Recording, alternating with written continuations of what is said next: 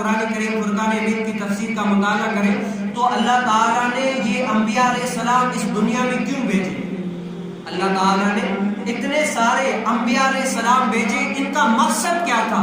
کیوں بھیجے؟ ان کا مقصد یہ ہے کہ اللہ تعالیٰ نے انبیاء علیہ السلام بھیجے کہ یہ لوگ جو ہے نا اسلام کو قبول بھی کریں اور آگے اسلام پر عمل بھی کریں۔ صرف یہ نہیں ہے کہ اسلام کو قبول کر لیا لیکن کیا ان پر عمل نہیں ہے؟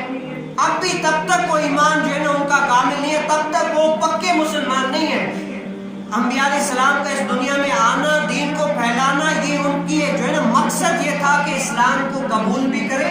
صرف یہ نہیں ہے کہ مان لیا لا الہ الا اللہ محمد رسول اللہ پڑھ لیا پھر اس کے بعد عمل نہیں کرنا، نہیں۔ انبیاء علیہ السلام کا مقصد یہ تھا کہ آئیں، دین کو قبول کر لیا تو آپ دین پر اپنائیں، دین پر عمل کریں، جو دین کہتا ہے اس کو اپنا کر دکھائیں کہ دین کیا کہتا ہے۔ اب اس کے بعد تیسرا ایکشن یہ آتا ہے کہ اگر اپنا لیا، دین کو مان بھی لیا، عمل بھی کر لیا، اب اللہ تعالیٰ اگر یہ دو چیزیں انسان کے اندر آ جاتی پھر تیسری چیز اللہ تعالیٰ اس کے اندر یہ قوت پیدا کر دیتا ہے کہ اس کے پاس اللہ تعالیٰ کے علم آتا ہے، وہ اللہ تعالیٰ پھر فرماتا ہے کہ اپنی طاقت کے مطابق اور اس دین اسلام کو پھیلاؤ، کیا کرو اور پھیلاتے جاؤ اور پھیلاتے جاؤ۔ تو انبیاء علیہ السلام کا مقصد جو ہے نا یہ ہے کہ پہلے دین کو قبول کیا، آئے دین کو قبول کروایا، جن کی قسمت میں تھا پھر وہ اپنایا، انہوں نے اپنے زندگی میں اپنایا، اپنا کر پھر جنہوں نے اپنایا اللہ تعالیٰ نے جن کو توفیق دی پھر انہوں نے آگے پھیلایا۔